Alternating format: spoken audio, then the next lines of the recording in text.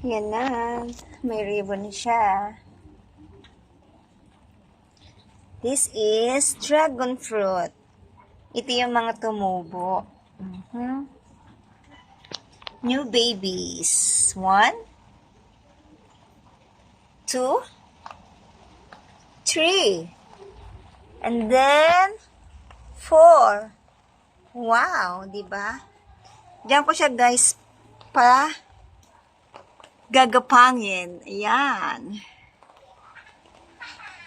Nilagyan ko siya ng ribbon. Di ba? Maulan. Maulang hapon yan. O, maulan na po. May bagyo po ngayon sa Pilipinas. Bagyo ng damo din meron. Madami.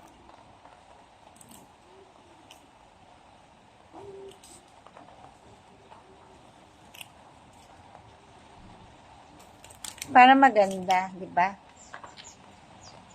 Siya, bye-bye na. Nilagyan ko na kayo ng ribbon ang aking dragon fruit. Masarap yan. Babush!